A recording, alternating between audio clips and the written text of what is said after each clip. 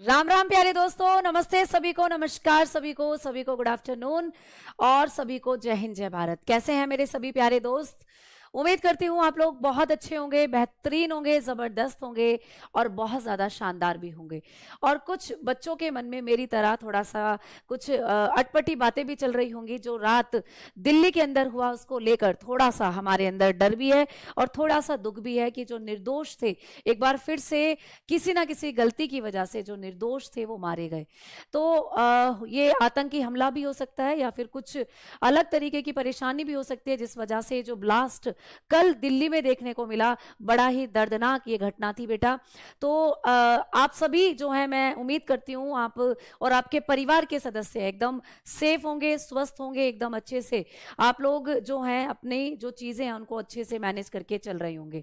तो जल्दी से आप लोग क्लास के साथ जुड़ जाइए। क्लास आपकी शुरू हो चुकी है। सभी को नमस्कार, सभी को good evening all of you. सभी को प्रणाम और सभी को राधे राधे। आप बढ़िया तरीके से अपना ख्याल रख रहे होंगे, अपने परिवार का ख्याल रख रहे होंगे, ये मैं उम्मीद करती हूँ, है ना। तो हमारे साथ ब्रजेश आ चुके हैं, लवली आ चुके हैं, आशीष हैं, विष्णु है, अंशिका आ चुकी हैं, स्टडी लवर हमारे साथ जुड़ चुके हैं, राजीव जुड़ चुके हैं, विनीता आ चुकी हैं। तो एक बार सभी बच्चे कमेंट सेक्शन में जुड़कर ये बता दीजिए कि क्या आप लोग मुझे सुन पा रहे हैं। आप सभी प्यारे दोस्तों तक जो मेरी आवाज है वो पहुंच रही है। फटाफट से कमेंट सेक्शन में अगर आप लोग मुझे सुन पा रहे हैं, वीडियो अच्छे से चल रही है तो थम्स अप कर दो। फिर हम अपने सेशन को शुरू करते हैं, यानी अपने डेमो सेकंड को शुरू करते हैं। तो बहुत अच्छे से आप लोगों के कमेंट आने शुरू हो गए हैं। Yes ma'am, yes ma'am, yes ma'am, आवाज आ रही है। बहुत अच्छे से आप लोग थम्स अप कर रहे हैं। तो देखो, आज हम लोगों का सेकंड डेमो है, यानी आज 11 नवंबर है, 11 तारीख है और कल हम लोगों की पहली क्लास हो चुकी है। जो बच्चे पहली बार क्लास के साथ जुड़ रहे हैं उनको मैं बता दूं कि कल हम लोगों का सभी सब्जेक्ट का एक एक डेमो हो चुका है। बायोलॉजी का भी एक डेमो हम लोग कर चुके हैं। कल की क्लास आपको RWA रेलवे एग्जाम जो है उस पर मिल भी जाएगी बेटा। अगर आपकी बात रही, अब आ जाओ अपने टॉपिक की तरफ चलते हैं। और कल की क्लास में हमने जो टॉपिक शुरू किया था वो कौन सा था, तो आप लोग बताकर चलोगे कि मैम कल की क्लास में हमने जो टॉपिक शुरू किया था ये था ब्लड, रक्त। तो भाई आज भी हम लोग करने वाले हैं ब्लड से बहुत अच्छी अच्छी बातें, बहुत इंपॉर्टेंट बातें जो आपको एग्जामिनेशन में आती है। ठीक है, बहुत मजेदार, बहुत डीपली तरीके से रक्त को पढ़ने वाले हैं। तो एक बार मैं रिकॉल करती हूं, जो जो पॉइंट हमने कल की क्लास में कर लिए थे उन पॉइंट को मैं एक बार लिख रही हूं बेटा। तो आप लोग अच्छे से उन पॉइंट्स को समझेंगे और उन पॉइंट्स पर हम लोग अच्छे से एक बार चर्चा करेंगे। तो कल की क्लास में मैंने आपको बताया था कि भाई रक्त का अध्ययन क्या होता है। रक्त का अध्ययन मैंने कल की क्लास में आप लोगों को बता दिया था। कोई बच्चा बताएगा भाई रक्त का अध्ययन क्या होता है? हमने कल इस बारे में बात कर ली थी, स्टडी ऑफ ब्लड। तो जब हम लोग ब्लड का अध्ययन करते हैं, रक्त का अध्ययन करते हैं, तो इसको कहा जाता है हेमेटोलॉजी। इसको क्या कहते हैं दोस्तों? तो हमने बात करी थी हेमेटोलॉजी, इसको कहा जाता है। तो रक्त के अध्ययन को हम लोग कहते हैं दोस्तों हेमेटोलॉजी। ये पॉइंट सभी के दिमाग में रट गया होगा, क्योंकि आपने रात को बैठकर जब चीजें रिवाइज करी होंगी तो ये पॉइंट भी आपके दिमाग में अच्छे से आ गया होगा। ठीक है, तो रक्त के अध्ययन को हम लोग क्या कहते हैं? हेमेटोलॉजी कहते हैं।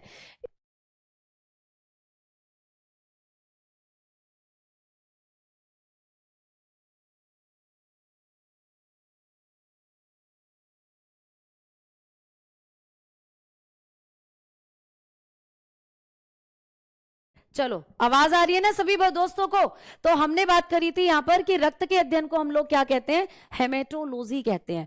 अब आगे बात करते हैं हम लोग कि मैम जो रक्त होता है इससे रिलेटेड हमें, और आपने जो कल की क्लास में पॉइंट बताए थे कि भाई रक्त क्या होता है, तो ब्लड होता है दोस्तों एक तरल संयोजी ऊतक।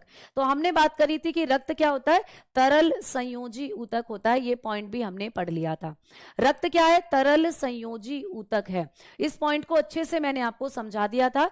लिक्विड कनेक्टिव टिश्यू की कैटेगरी में आता है ब्लड। ठीक है, लिक्विड कनेक्टिव टिश्यू है दोस्तों जो ब्लड होता है। ये पॉइंट आप पढ़ चुके थे कि कनेक्टिव क्या होता है और टिश्यू क्या होता है। फिर हमने तीसरा पॉइंट पढ़ा था कि रक्त को ट्रांसपोर्ट करने के लिए हमारे शरीर के अंदर पाई जाती हैं रक्त वाहिकाएं। तो ये पॉइंट भी मैंने आपको बता दिया था कि शरीर में रक्त वाहिकाएं रक्त का क्या करती हैं? परिवहन करती हैं। तो रक्त वाहिकाएं रक्त का परिवहन करती हैं। ये पॉइंट भी हमने कल पढ़ लिया था। ठीक है, तो ये सारे पॉइंट हमारे क्लियर हो गए थे। क्लियर? चलो, तो ब्लड वेसल्स क्या करती हैं? Blood vessels transport blood. तो ब्लड वेसल्स जो होती हैं यही ब्लड को ट्रांसपोर्ट करती हैं आपकी बॉडी के अंदर, और ये 3 तरीके की होती हैं, धमनी, शिरा और केशिका। इतने पॉइंट्स हमने कल की क्लास में क्लियर कर लिए थे, इतने पॉइंट्स को हमने पढ़ लिए थे। बेटा डब्ल्यूबीसी क्या है इसको बिल्कुल पढ़ाऊंगी। डब्ल्यूबीसी व्हाइट ब्लड सेल होती हैं, अभी आप इन सबको आगे पढ़ोगे, तो अभी बहुत कुछ है पढ़ने के लिए, बस आराम से क्लास के साथ बने रहो, ये सारे पॉइंट हम आपको बताएंगे, ठीक है? तो ये सारे पॉइंट मैं आपको बताऊंगी, ये सारी चीजें आप लोग करोगे। एक सेकेंड मुझे देंगे।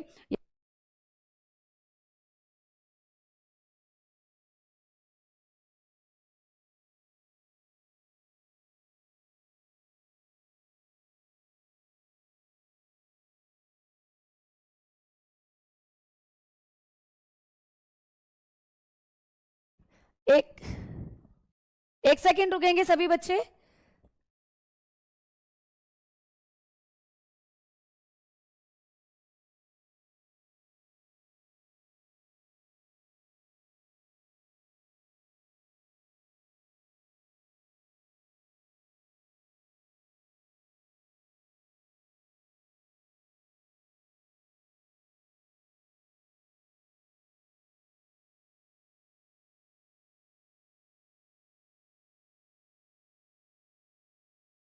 हाँ, समझ में आई बेटा सारी बातें? आवाज अब आ रही है आप लोगों को? चलो, तो यहां पर ये थोड़ा सा जो बोर्ड है बेटा ये हैंग कर रहा है, मैं नई स्लाइड नहीं ले पा रही हूँ, इसीलिए चीजें जो हैं वो मैं आप लोगों को थोड़ा सा समझाने की कोशिश करती हूँ यहीं पर, ठीक है? अभी मैं इसको ठीक करवा लेती हूँ, क्योंकि पीपीटी में कई बार होता है कि बोर्ड जो है वो रेस्पॉन्स थोड़ा सा करना बंद कर देता है। चलो, अब देखो यहां पर अगर हम लोग ब्लड के पीएच वैल्यू की बात करते हैं, तो यहां से जो अगला पॉइंट है हम लोगों का पीएच वैल्यू को लेकर है। जब हम लोग बात करते हैं कि हमारी बॉडी के अंदर जो रक्त होता है बेटा, इसका पीएच मान कितना होता है, तो ये क्वेश्चन बड़ा इंपॉर्टेंट है, इसको मैं ना आपको बहुत दबाव देकर बताऊंगी कि इसको याद करना है। भाई रक्त का पीएच मान आपको पेपर में बहुत बार पूछा गया है, तो जब कभी भी ब्लड की पीएच वैल्यू आपको पूछे तो आप बताते हो 7.35 से रक्त की पीएच वैल्यू होती है 7.45। क्या मैम यही पीएच वैल्यू रक्त की आती है? तो आपको याद रखना है कि ब्लड का जो पीएच मान होता है वो 7.35 से 7.45 होता है। लेकिन मैम पेपर में हम लोगों को कई बार ये ऑप्शन नहीं दिया हुआ होता, तो फिर कौन सा ऑप्शन दिया हुआ होता है? तो आप लोग बताकर चलते हो कि कई बार आपको 7.4 ब्लड के अंदर ऑप्शन दिया होता है। अब बड़े ध्यान से समझना कि मैम यहां पर 7.35 और 7.45 होती है रक्त की वैल्यू, तो मैम ऑप्शन में हम दोनों को इन दोनों वैल्यूज के बीच की वैल्यू कई बार दे दी जाती है। तो इसीलिए आप लोगों को जब भी पेपर में एक ऑप्शन मिलता है तो या तो इस फॉर्मेट में मिलेगा, ये फॉर्मेट नहीं दिया हुआ तो आपको जो ऑप्शन सही करके आना है वो करके आना है 7.4 को सही। तो यहां से आप ऑप्शन के अकॉर्डिंगली चीजों को करोगे। अब मैं आपको बताऊंगी कि मैम ब्लड का जो पीएच मान है वो 7.4 है, तो ब्लड का नेचर क्या होता है? ब्लड क्या होता है? एसिडिक है, एल्केलाइन है, क्या है, न्यूट्रल है, क्या है? यानी ब्लड क्षारीय होता है, अम्लीय होता है, या आप लोग बताओगे कि ब्लड जो है वो उदासीन होता है? तो कोई भी बच्चा है कमेंट सेक्शन में जो ये बताएगा कि ब्लड का पीएच मान होता है प्यारे बच्चे 7.4, या आपको कई बार इस तरीके के ऑप्शन में भी दे दिया जाता है। तो जब हम लोग बात करते हैं कि ब्लड का नेचर किस तरीके का होता है तो आप बताते हो क्षारीय। अब क्षारीय से भी क्वेश्चन बनते हैं कि कैसा क्षारीय होता है, बहुत ज्यादा क्षारीय होगा, कम क्षारीय होगा, कैसा होगा? तो यहां से भी क्वेश्चन बने हैं पेपर में। तो जब हम ब्लड के पीएच वैल्यू की बात करते हैं तो पीएच वैल्यू होती है 7.4, तो इस पीएच वैल्यू के साथ जो रक्त होता है वो हल्का क्षारीय होता है। तो ऑप्शन में आपको यहां पर हल्का क्षारीय लिखा मिलेगा, स्लाइडली एसिडिक नहीं, स्लाइडली आप लोग बताते हो एल्केलाइन होता है जो ब्लड होता है, स्लाइडली एल्केलाइन। ठीक है, समझ में आई ये बातें?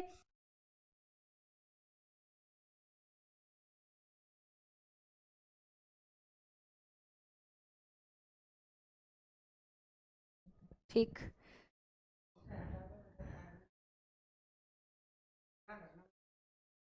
ठीक ठीक, चलो आ जाओ सभी बच्चे। तो अब हम लोग देखते हैं कि ब्लड की पीएच वैल्यू जो मैम 7.4 होती है ब्लड की जो पीएच वैल्यू दोस्तों 7.4 होती है। मैम इस पीएच वैल्यू को सबसे पहले हम कैसे डिफाइन कर सकते हैं, तो देखेंगे सभी बच्चे, मैं आपको दिखाती हूं यहां पर एक स्केल जिसको कहते हैं हम लोग पीएच स्केल। इस पीएच स्केल से भी आपको 2-4 पॉइंट है जो याद रखने हैं। देखो दोस्तों, ये है पीएच स्केल, किसका फोटो है ये, इसको कहते हैं हम लोग पीएच स्केल, हिंदी में कहते हैं बेटा पीएच पैमाना। ये है पीएच पैमाना। तो ये जो पीएच पैमाना है, जब हम इसकी बात करते हैं तो मैम इस पीएच पैमाने पर हम लोग किस चीज की वैल्यू को डिफाइन करते हैं, तो कोई भी चीज एसिड है, कोई भी चीज बेस है, कोई भी चीज न्यूट्रल है, यानी अम्ल, क्षार, और दोस्तों आप लोग बताते हो उदासीन चीजों की जो जांच की जाती है वो इसी स्केल से की जाती है। कोई बच्चा कमेंट सेक्शन में ये बताएगा कि इस पीएच पैमाने की खोज किसने करी थी, कोई भी बच्चा कमेंट सेक्शन में बताएगा कि पीएच स्केल की डिस्कवरी किसने करी थी। फिर उसके बाद मैं आपको बताऊंगी कि मैम ये पीएच स्केल कैसे ब्लड की पीएच वैल्यू को डिफाइन करता है, तो सोरेनसन ने करी थी। बहुत बढ़िया, तो ये भी एक अच्छा पॉइंट है जो आपको पेपर में आता है। तो सोरेनसन नाम के साइंटिस्ट जिन्होंने इसको खोजा था बेटा, किसने, सोरेनसन। तो सोरेनसन नाम के साइंटिस्ट ने पीएच स्केल को खोजा था 1909 में। कौन से सन में बेटा, 1909 में। और मैम इस स्केल की फुल फॉर्म क्या होती है, जैसे आप हमें बता रहे हो कि इसको पीएच स्केल बोलते हैं, तो मैम पीएच की फुल फॉर्म क्या होती है, तो पीएच की फुल फॉर्म होती है दोस्तों पोटेंशियल ऑफ हाइड्रोजन। इसकी फुल फॉर्म होती है पोटेंशियल ऑफ हाइड्रोजन, ठीक है। तो आप बताते हो कि पोटेंशियल ऑफ हाइड्रोजन इसकी क्या होती है बेटा, फुल फॉर्म होती है। तो यही फुल फॉर्म आपको एग्जामिनेशन में पूछ ली भी जाती है, पोटेंशियल ऑफ हाइड्रोजन, हाइड्रोजन की क्षमता, या आप लोग लिख सकते हो पोटेंशियल, ठीक है। पोटेंशियल ऑफ हाइड्रोजन इसको हम लोग क्या कहते हैं, इसकी फुल फॉर्म होती है। अब जब हम लोग इस पर ब्लड को रखते हैं बेटा, जब हम लोग इस पीएच स्केल पर रक्त को रखेंगे मेरे दोस्तों, जब इस पीएच स्केल पर क्या करते हैं, रक्त को रखते हैं, कई जगह पावर ऑफ हाइड्रोजन भी लिखी होती है, बट आपको एनसीईआरटी के अकॉर्डिंगली पोटेंशियल ऑफ हाइड्रोजन बताकर चलना है, क्योंकि जितनी भी बार पेपर में क्वेश्चन बना है ना, वो यही बना है कि पीएच स्केल की जो फुल फॉर्म होती है वो पोटेंशियल ऑफ हाइड्रोजन है, ठीक है। अब देखो दोस्तों, मान लो ये ब्लड है मेरे पास ये ब्लड की एक बूंद है, हमने क्या करा, इस ब्लड की बूंद को यहां डाल दिया पीएच स्केल पर, तो ये जो ब्लड है ना, ये लुढ़कता लुढ़कता लुढ़कता लुढ़कता कहां आएगा, इस तरीके से ब्लड यहां से यहां पहुंचेगा, लुढ़कता लुढ़कता यहां। तो यहां पर 7 है, 7 पर जब कोई चीज आती है वो तो न्यूट्रल हो जाती है, उदासीन, मतलब ना अम्ल है ना क्षार। बेटा उदासीन कौन होते हैं बताओ, उदासीन वो हैं जो ना अम्ल होते हैं ना क्षार होते हैं। मतलब तुमने कई बार देखा होगा आपके जिंदगी में कुछ ऐसे लोग होते हैं जिनको आप अच्छी बातें कहो उनका भी उस पर कोई फर्क नहीं पड़ता, जिनको आप बुरी बातें कहो उनका भी उन पर कोई फर्क नहीं पड़ता, अपने में मस्त, भैया मस्त मोला। तुमने कई बार देखे होंगे ना, मस्त मोला आदमी होते हैं जीवन में, दुख आए दर्द आए उनको कोई मतलब नहीं है, उनको कोई नहीं चेंज कर सकता, वो अपनी धुन में मस्त रहते हैं भाई। तो उसी तरीके से यहाँ पर केमिस्ट्री में, या आप लोग जब बात करते हो पीएच स्केल की, तो इस पीएच स्केल पर भी एक वैल्यू होती है जिसको कहते हैं हम लोग उदासीन, यानी न्यूट्रल। तो न्यूट्रल का मतलब है कि भैया ये ना तो एसिड है ना ये बेस है, इस पर कोई फर्क ही नहीं पड़ रहा किसी चीज का, तो ये न्यूट्रल है। तो जब एग्जैक्टली कोई चीज नंबर 7 पर आकर रुकती है ना, कोई भी एनीथिंग, कोई भी चीज नंबर 7 पर अगर रुक रही है तो दैट्स मीन वो न्यूट्रल है, यानी कि ना तो वो एसिड है ना वो बेस है। लेकिन 7 से अगर पहले रुक रही है तो वो अम्ल मान ली जाती है, वो अम्ल मान ली जाती है मेरे दोस्तों, ठीक है। और मैम 7 से अगर ज्यादा जा रही है तो वो एल्केलाइन यानी क्षार मान ली जाती है मेरे दोस्तों।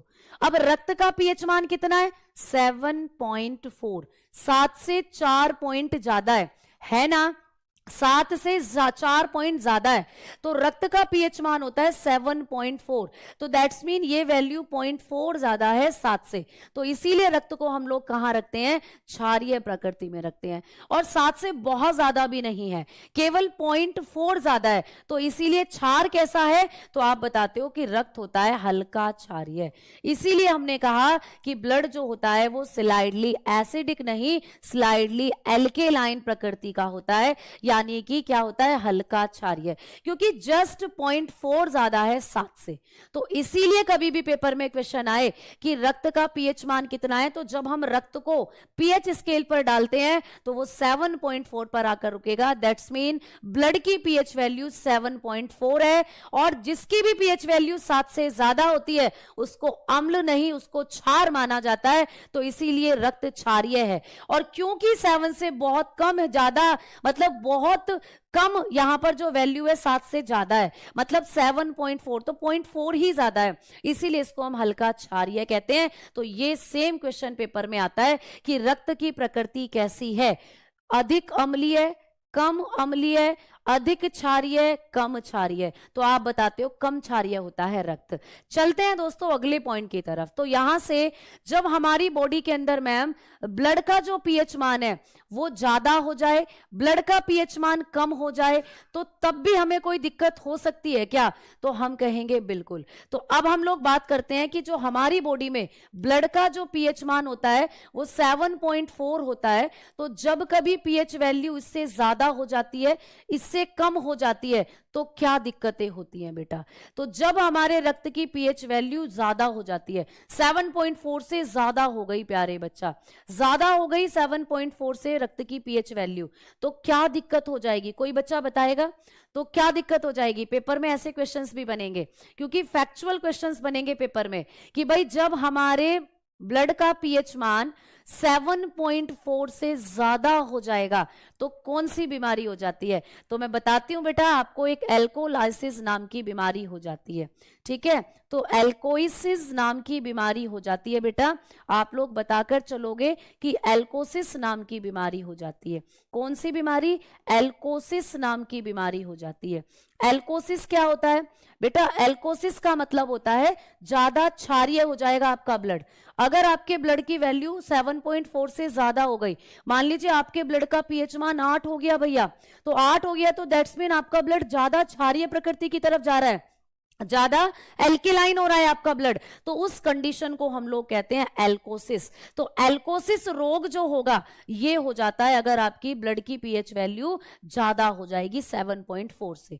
मैम इसमें क्या होगा? आपका दिल प्रभावित होगा, आपको हार्ट डिजीज हो सकती है, दिल से संबंधित बीमारियां हो सकती हैं। ठीक है, अब बात करते हैं कि मैम रक्त का पीएच मान अगर कम हो जाए, भाई 7.4 से आपके ब्लड का पीएच मान कम हो गया, तो कौन सी बीमारी फिर हमारे अंदर हो सकती है? भाई मान लीजिए रक्त का पीएच मान 7.4 होता है, आपके ब्लड का पीएच मान 6 हो गया ना कम, 7.4 से कम हो गया आपके ब्लड का पीएच वैल्यू, तो आपको फिर एसिडियोसिस नाम की बीमारी हो जाएगी। कौन सी बीमारी हो जाएगी दोस्तों? एसिडियोसिस नाम की बीमारी हो जाती है। कौन सी बीमारी हो जाती है? एसिडियोसिस। ठीक है, तो आप लोग बताकर चलते हैं कि फिर मैम एसिडियोसिस नाम की बीमारी हमारे अंदर हो जाएगी। एसिडियोसिस, तो एसिडियोसिस नाम की बीमारी फिर हमारे शरीर में हो जाती है। अब देखो कितनी सिंपल है इनको याद करना। कैसे? देखो, एल्कोलोसिस मतलब जब रक्त का पीएच मान ज्यादा हो जाए, तो दैट्स मीन 7 से ज्यादा हो जाएगा। जब मैम कम हो जाए यानी कम होगा, तो आपको मैंने बताया था कि जब हम पीएच स्केल की बात करते हैं, मान लो ये पीएच स्केल है बेटा, ये पीएच स्केल है, ऐसा मानकर चलो। ठीक है, इस पीएच स्केल पर जब हम लोग देखते हैं तो वैल्यूज लिखी होती हैं 0, 7 और 14। तो मैम 7 से जब कम जाते हैं तो एसिड होती हैं चीजें, अम्लीय होती हैं। तो जब रक्त की वैल्यू 7 से कम हो जाएगी तो भैया कौन सी बीमारी हो जाएगी? आपने समझ लिया, एसिडियोसिस नाम की बीमारी। और मैम जब रक्त की पीएच वैल्यू 7 से ज्यादा हो रही है, दैट्स मीन 14 की तरफ जा रही है, तो 7 से ज्यादा जब वैल्यू होती है तो फिर हम उसको क्या कहते हैं? क्षारीय, यानी कि एल्केलाइन कहते हैं। एल्केलाइन कहते हैं बेटा। तो दैट्स मीन आपने पहचान लिया कि रक्त की पीएच वैल्यू जब 7.4 से ज्यादा होगी तो एल्कोलोसिस नाम की बीमारी होगी। अब यहां पर याद करने में कोई दिक्कत किसी भी बच्चे को? मेरे ख्याल से कोई दिक्कत नहीं होगी, क्योंकि आपने कॉन्सेप्ट समझ लिया है कि जब पीएच स्केल पर हम चीजों को रखते हैं तो एग्जैक्टली जब कोई चीज 7 पर है तो वो उदासीन हो जाएगी, न्यूट्रल हो जाएगी। लेकिन मैम जब यहां से ये वैल्यू कम होती है या ज्यादा होती है तो उस चीज को फिर हम लोग एसिड और बेस कहते हैं। तो 7 से कम दैट्स मीन 6 अगर पीएच वैल्यू है तो एसिडियोसिस बीमारी, जिसमें आपकी किडनी प्रभावित होंगी। किडनी फेलियर हो सकता है बेटा इस बीमारी में। अगर आपके रक्त का पीएच मान 7.4 से कम हो गया तो हमारी किडनी फेल हो जाती है बेटा, किडनी फेलियर हो जाएगा, गुर्दे काम करना बंद कर देंगे, गुर्दे खराब हो जाएंगे बेटा, ठीक है। तो ये दिक्कत हो सकती है। और अगर आपके रक्त की पीएच वैल्यू 7.4 से ज्यादा हो गई तो आपको दिल से संबंधित बीमारियां हो सकती हैं, हृदय रोग हो सकते हैं। पॉइंट क्लियर हुआ मेरे दोस्तों? जल्दी बताओ, सभी बच्चों को पॉइंट क्लियर हुआ? पेपर में अब कभी भी आपको पूछे कि भैया आपकी बॉडी के अंदर जो ब्लड है पीएच मान उसका हमेशा कांस्टेंट रहता है 7.4, इससे ज्यादा होगा तो क्या होगा, कम होगा तो क्या होगा, सारे पॉइंट बताकर आओगे। अब चलते हैं आगे की तरफ। अब बढ़ते हैं कि मैडम जी जो हमारा ब्लड होता है, अगला पॉइंट बता रही हूं बेटा, नेक्स्ट पॉइंट ब्लड के बारे में, कि जो ब्लड होता है एक बफर सॉल्यूशन है। तो एक पॉइंट लिखेंगे, रक्त एक बफर विलियन है दोस्तों। रक्त क्या होता है? एक बफर विलियन है। ये भी बहुत अच्छा क्वेश्चन है। तो रक्त क्या होता है? एक बफर विलियन होता है बेटा। Blood is a buffer solution. ये क्वेश्चन आपको पेपर में पूछा जाता है, इज अ बफर सॉल्यूशन। तो भाई रक्त क्या है? रक्त एक बफर सॉल्यूशन है। ये पॉइंट भी आप याद रखोगे। अच्छा मैम, बफर का मतलब क्या होता है? बफर वो नहीं है जब आप क्लास देखते हो तो कहते हैं कई बच्चे मैम बफरिंग हो रही है ना, कई बच्चे कहते हैं कि मैम बफरिंग हो रही है। तो रक्त एक क्या है? एक बफर विलियन या एक बिफर विलियन के नाम से जो होता है रक्त जाना जाता है। तो रक्त का बिफर विलियन होना क्या कहलाता है? तो समझना बेटा, बफर विलियन क्या होते हैं?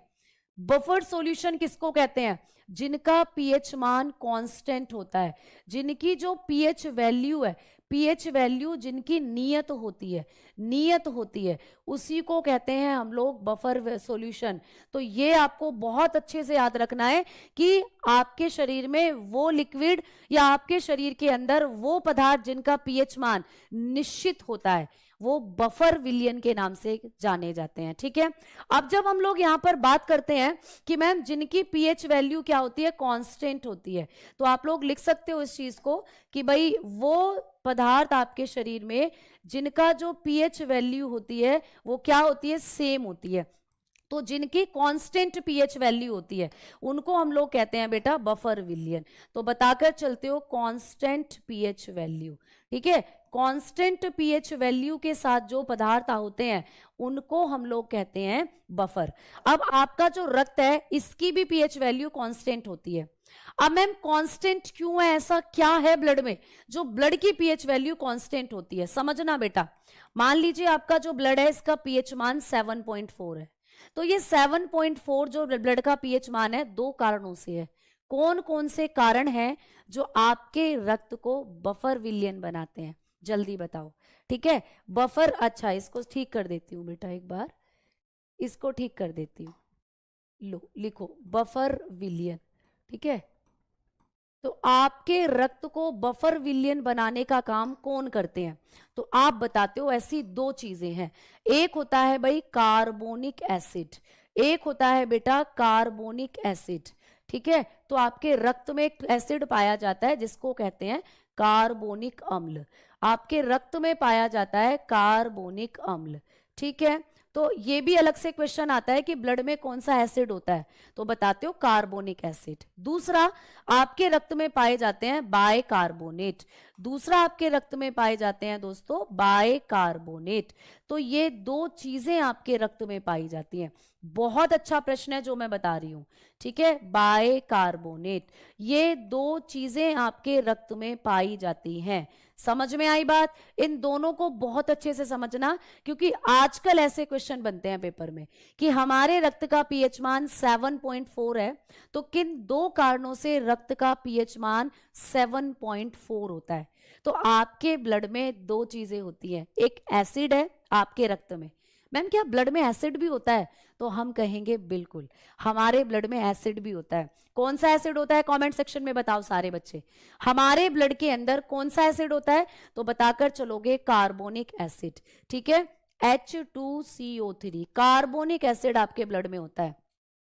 कहां से आया मैम, कहां से आया ये कार्बोनिक एसिड हमारे ब्लड में? क्या कभी सोचा है? बताओ जल्दी, किसी बच्चे को पता है कि हमारे ब्लड में कार्बोनिक एसिड कहां से बनता है? जल्दी बताओ। और मैम दूसरा हमारे ब्लड में होते हैं बाइकार्बोनेट, आपके ब्लड में पाए जाते हैं दोस्तों बाइकार्बोनेट। तो मैम रक्त में कार्बोनिक एसिड और रक्त के अंदर होता है दोस्तों क्या, बाइकार्बोनेट। ये दोनों मिलकर आपके ब्लड का पीएच मान कांस्टेंट रखते हैं। अब देखो एक चीज समझना बहुत अच्छे से, देख बेटा जो बफर विलियन है ये ऐसे विलियन है जिनका पीएच मान क्या होता है, नियत होता है, कांस्टेंट होता है ना। मैंने आपको ये बात बताई। जो हमारा ब्लड है मैम इसका पीएच मान भी कांस्टेंट होता है, क्योंकि आपने बताया कि अगर इससे ज्यादा होगा ब्लड का पीएच मान तब भी बीमारी होगी, कम होगा तब भी बीमारी होगी। अब नॉर्मली इतना रहता है हमारे ब्लड का पीएच मान, तो इन दोनों की वजह से रहता है, ठीक है।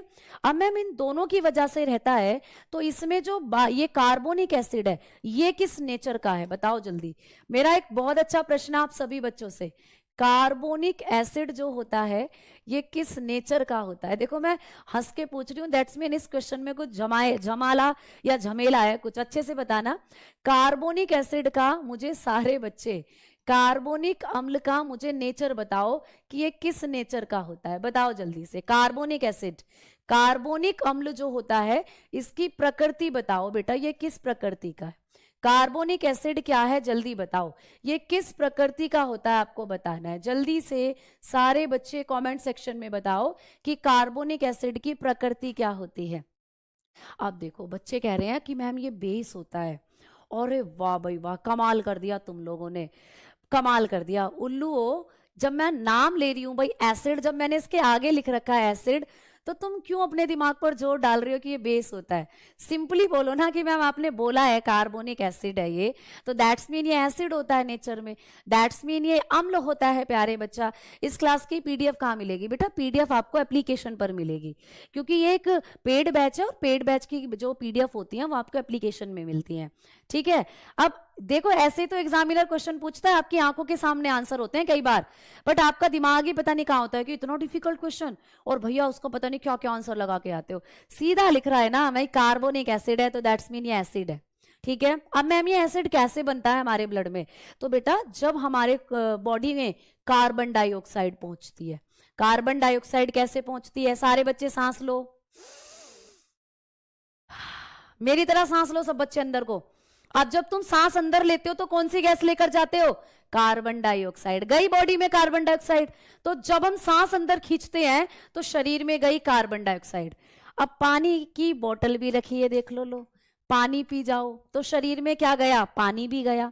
तो भाई जब आपकी कार्बन डाइऑक्साइड आपके पानी के साथ मिलती है, कार्बन डाइऑक्साइड किसके साथ मिलती है, पानी के साथ, तो क्या बनता है, कार्बोनिक एसिड बनता है।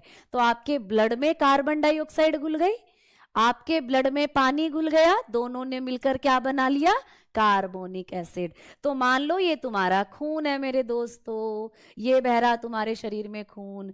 बेटा खून को ना रिवर ऑफ बॉडी भी कहते हैं, आपके शरीर की नदी भी है ये। तो जैसे नदी का पानी बहता है ना, वैसे ही आपकी बॉडी में खून बहता है, तो इसीलिए रक्त को हम लोग रिवर ऑफ बॉडी के नाम से भी जानते हैं। तो ये रही देखो रिवर, ये बह रहा खून तुम्हारे शरीर में। अब तुमने जब सांस लिया तो सांस के साथ जो CO कार्बन डाइऑक्साइड गई थी वो आपके रक्त में चली गई, लोच चली गई। और जब आपने पानी पिया तो पानी भी आपके रक्त में मिला और मिलकर इन्होंने बना दिया आपकी बॉडी के अंदर क्या, कार्बोनिक एसिड। तो कार्बन डाइऑक्साइड और पानी मिलकर बनाते हैं कार्बोनिक एसिड। इक्वेशन दे देगा पेपर में, बायोलॉजी में दे देगा, केमिस्ट्री नहीं पढ़ा रही हूं, बायो ही पढ़ा रही हूं बेटा।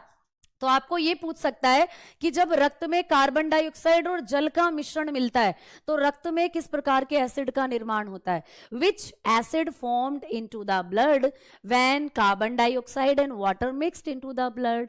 तो जब हमारे ब्लड में कार्बन डाइऑक्साइड और पानी मिलते हैं तो कौन सा एसिड बनता है ब्लड में, कार्बोनिक एसिड बनता है। अलग से ये भी पूछ लेता है कि रक्त में कौन सा एसिड होता है, तो तब भी आपको कार्बोनिक एसिड बताना है, ठीक है। ये पॉइंट क्लियर हुआ या नहीं, कमेंट सेक्शन में बताओ जल्दी से, थम्स अप कर कर। इतनी बात समझ में आई भाई, एक एक मुद्दे को बढ़िया तरीके से दिमाग में रखकर चलेंगे, जल्दबाजी किसी चीज की नहीं है बेटा। एक एक मुद्दे को हम लोग अपने पॉइंट को क्लियर करते हुए चलेंगे, ठीक है। क्लियर करके चलेंगे। अब बच्चे कह रहे हैं कि मैम जब अंदर सांस खींचते हैं तो ऑक्सीजन लेते हैं, बिल्कुल सही बात, यही तो मैं मुद्दा आपसे जानना चाह रही थी। तो जब हम अंदर लेते हैं बेटा सांस तो ऑक्सीजन अंदर जाती है, बट वही ऑक्सीजन जब ग्लूकोज की उपस्थिति में जलती है, बर्न करती है ग्लूकोज को, है ना, जो ग्लूकोज आपकी बॉडी में वो ऑक्सीजन की उपस्थिति में जलेगा तो अंदर बनती है कार्बन डाइऑक्साइड और वही ब्लड में फिर मिल जाती है। तो कहने की बात यह है कि आपकी बॉडी के अंदर जो ऑर्गन है वो कार्बन डाइऑक्साइड को निकालते हैं और पानी के साथ मिलते हैं तो यहां पर आपका बाइकार्बोनेट बन जाता, यानी कि कार्बोनिक एसिड बन जाता है। तो बॉडी के अंदर बेटा वैसे जब हम सांस लेते हैं तो कार्बन डाइऑक्साइड भी अंदर जाती है, वो मैं रेस्पिरेशन वाले चैप्टर में बताऊंगी, बहुत कम अमाउंट में जाती है, लेकिन ज्यादा अमाउंट में ऑक्सीजन जाती है, इसीलिए कहते हैं कि ऑक्सीजन अंदर जाती है, जाती कार्बन डाइऑक्साइड भी है, लेकिन वो कार्बन डाइऑक्साइड ज्यादा आपकी बॉडी के ऑर्गन में बनती है, क्योंकि जब वो ग्लूकोज को जलाते हैं तो बदले में निकलती है कार्बन डाइऑक्साइड वेस्ट मटेरियल के तौर पर, और वही आपकी बॉडी में मिल जाती है, आपके ब्लड में मिल जाती है। तो दैट्स मीन ये कार्बन डाइऑक्साइड पानी के साथ मिलकर बना रही है कार्बोनिक एसिड। अब ये जो कार्बोनिक एसिड होता है प्यारे दोस्तों, ये कार्बोनिक एसिड क्या करता है, एक हाइड्रोजन के मॉलिक्यूल का त्याग कर देता है, यानी एक हाइड्रोजन के अणु को त्याग देता है बेटा। अब जब ये एक हाइड्रोजन के अणु को निकाल देगा तो इसी से बनते हैं बाइकार्बोनेट, इसी से बन जाते हैं बेटा फिर क्या, बाइकार्बोनेट। तो बाइकार्बोनेट होते हैं क्षारीय प्रकृति के। बाइकार्बोनेट कैसे होते हैं बेटा, ये क्षारीय प्रकृति के होते हैं। तो ये भी क्वेश्चन आ सकता है कि रक्त के अंदर जो बाइकार्बोनेट होते हैं ये किस नेचर के होते हैं, तो ये एल्केलाइन नेचर के होते हैं बेटा। ये कैसे होते हैं, क्षारीय प्रकृति के। तो देखो एक चीज आपने देखी कि भाई कार्बोनिक एसिड तो एसिड है, और मैम रक्त के अंदर ये कार्बोनिक एसिड बना रहा है बाइकार्बोनेट, ये बाइकार्बोनेट है बेटा। तो जब ये बाइकार्बोनेट का निर्माण कर रहा है तो बाइकार्बोनेट कैसे नेचर के होते हैं, क्षारीय नेचर के होते हैं। तो मतलब कि रक्त के अंदर आप लोगों ने देखा कि एसिड और बेस दोनों मिले हुए हैं, रक्त के अंदर क्या होता है, एसिड और बेस दोनों मिले हुए हैं। तो जब थोड़ी मात्रा में एसिड मिलाने पर, थोड़ी मात्रा में क्षार मिलाने पर भी किसी चीज का पीएच मान बदले ना, तो उसी को कहते हैं बफर विलयन। तो देखो मैं वापस से यहां पर आ रही हूं कि भाई रक्त एक बफर विलयन है। बफर विलयन उनको कहते हैं जिनका पीएच मान कांस्टेंट रहता है, नियत रहता है, ठीक है। अब ब्लड का पीएच मान कांस्टेंट किस लिए है, क्योंकि रक्त के अंदर कुछ मात्रा में होता है कार्बोनिक एसिड, तो रक्त में एसिड भी है बेटा, और रक्त के अंदर कुछ मात्रा में बाइकार्बोनेट भी बनते हैं, बाइकार्बोनेट होते हैं क्षार। तो जब थोड़ी मात्रा में अम्ल और थोड़ी मात्रा में क्षार मिला दिया तो तब भी जो हमारे ब्लड का पीएच मान है वो कांस्टेंट रहा, 7.4 रहा। तो इसीलिए आपके ब्लड का पीएच मान नहीं बदला, अम्ल और क्षार रक्त के पीएच मान को बदल नहीं पाए, इसीलिए जो आपका रक्त होता है ये बफर विलयन कहलाता है। पॉइंट समझ में आया बेटा, जल्दी से बताओ, क्वेश्चन यही आ जाए पेपर में कि रक्त एक बफर विलयन क्यों है, जबकि रक्त में कुछ मात्रा में अम्ल होता है, कुछ मात्रा में क्षार भी होता है। तो रक्त में अम्ल और क्षार वाले घटकों का वर्णन करो, यानी अम्ल और क्षार को पहचानने के लिए बता देगा आपको। तो आपको बताना है कि रक्त एक बफर विलयन है क्योंकि इसका जो पीएच वैल्यू है वो कांस्टेंट रहती है, और रक्त के अंदर पाए जाने वाले जो अम्ल होते हैं ये कार्बोनिक एसिड होते हैं, और बाइकार्बोनेट यानी क्षार जो होते हैं ये रक्त में पाए जाने वाले क्या होते हैं बेटा, बाइकार्बोनेट क्षार की प्रकृति की तरह काम करते हैं, यानी बाइकार्बोनेट क्षारीय नेचर के होते हैं। अब यहां से एक पॉइंट समझ में आ गया या नहीं, जल्दी बताओ। फिर से समझा रही हूं जिन बच्चों को समझ नहीं आया, यहां पर समझा रही हूं बेटा, समझना अच्छे से चीजों को। देखो ये रक्त होता है, 7.4 इसकी वैल्यू है, रक्त में पाए जा रहे हैं carbonic acid, clear, carbonic acid है आपके रक्त में। मैम एसिड है ये अम्ल, ठीक है, बहुत बढ़िया, अम्ल है तो रक्त का पीएच मान कम हो जाना चाहिए, क्योंकि रक्त में तो एसिड मिला दिया मैडम, जब एसिड मिला देते हैं किसी चीज में तो पीएच मान 6-7 से कम चला जाना चाहिए। लेकिन मैम फिर भी रक्त का पीएच मान 7 से कम नहीं जा रहा, क्यों नहीं जा रहा, क्योंकि रक्त में कुछ मात्रा में बेटा बाइकार्बोनेट भी होते हैं, बाइकार्बोनेट भी होते हैं, कुछ मात्रा में रक्त में क्या होते हैं, बाइकार्बोनेट भी होते हैं। अच्छा मैम ये बाइकार्बोनेट कैसे होते हैं, ये बाइकार्बोनेट होते हैं बेटा क्षारीय प्रकृति के, ये तो अम्ल हो गया, और ये बाइकार्बोनेट होते हैं क्षारीय, एल्केलाइन। तो मैम इसीलिए यहां पर बैलेंस बन गया है बेटा, ये क्या होते हैं, एल्केलाइन होते हैं।